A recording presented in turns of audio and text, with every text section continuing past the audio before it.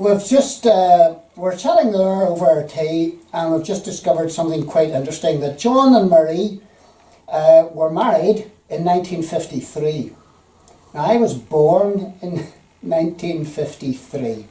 Right, John, you must have been, what age were you whenever you got married?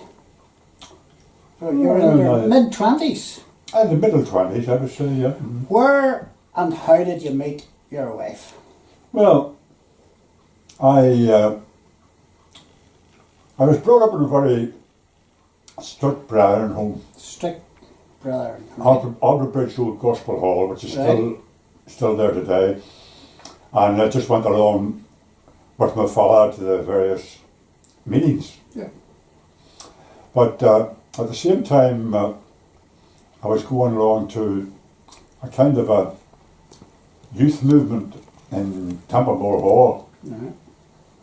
And it was in Templemore Hall that I became a Christian. Right. And I can remember the name of the preacher, and he's an American, and I don't know why he's still alive, but Kenneth Conley was his name. And his father was a well-known character called Peter Conley. Throughout the British Isles, he would run a star preacher. Mm-hmm. Right, okay. And that was, and then they had a male voice choir, and Joe Nabney, late Joe Nabney, he was the conductor. And Joe got me interested in singing, and I sang with the choir, and then he realised I had a big voice and a solo voice, so I went to Dr. William Boyd, who was my singing teacher, and I went with him, and I took part in musical festivals, and I had 31 gold medals. So you're pretty good. And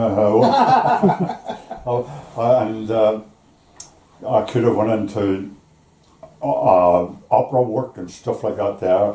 I wasn't a good musician, and I was mainly training my voice to just improve my gospel singing.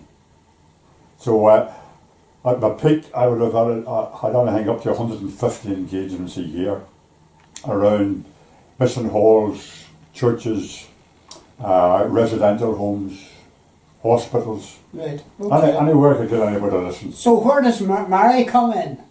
And Mary, she was her parents, she was the only child, and her parents came originally from Portavoga, Fishing village. And our father was in the building trade, he was a builder, and I met Mary in the youth choir, I think it was, or youth work in Templemore Hall. So that's where your eyes met across a crowded room.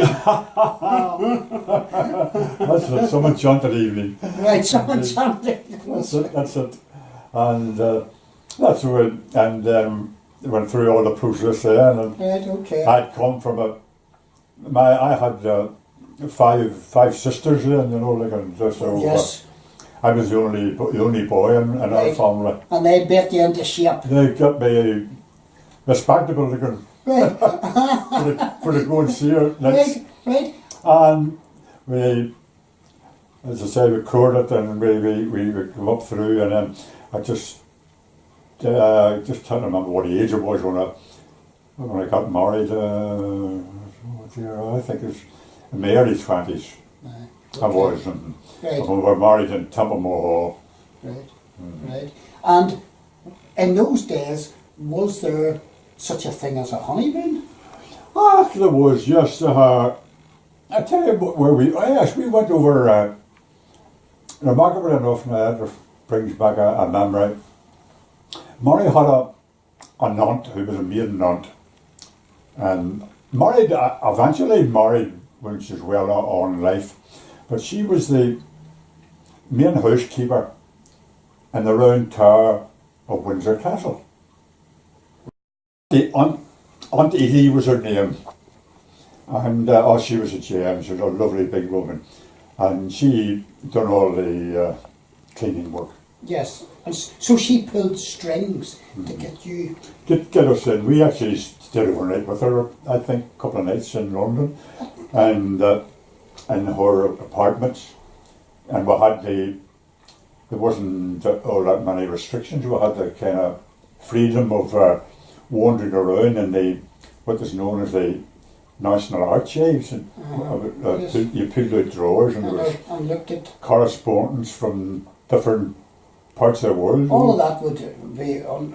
Yeah, you wouldn't. You wouldn't get nowadays hurt. you wouldn't get hurt now, you know. My goodness gracious. And So this was some honeymoon venue. A wee fella from East Belfast, and there he's walking the corridors where That's right. royalty was. that's right. And it was it was so all around the round tower, and I can remember the big oak doors were big curved doors and stuff like that. And we had a few days there, Right. and that was part of our honeymoon in London. Right. So you get back home. Where do you live? We lived in now. I started off the first week or two. I lived in Murray's home, which was 39 Orby Road, Castlereagh. Right. Not far away. Not that far away. And what happened then to him was that Murray's father had a wee bit of property down in Portavogie. It used to be an old farm. Right.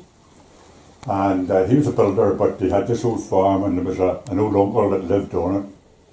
So Murray's mother and father, especially her father, always wanted to go down to Portavogie again. Right. So they moved down, and we got the house That they in were in. Orby Road that they were in. That they were in. And we were there quite a few years. And I mean, so you had a super honeymoon venue, and now you get a house, A house and in a the good bonus. house at that, That because was. Mhm. that would have been something. That was a bonus. It A bit really of a step from 2 up, 2 down That's at right. McMaster Street. had a nice garden, and at the back of it there was a Orangefield School playing fields, I know it well. and I used to have it was all railings, but I had when our family came along, the two boys especially, I had the railings opened up and let them out, and they played football and Yeah, took their mitts in and Yeah. ran around there. absolutely brilliant. And I used to go in. I used to do a bit of jogging in those days, and I would have jogged round the track, and Right. it was great. It was nice.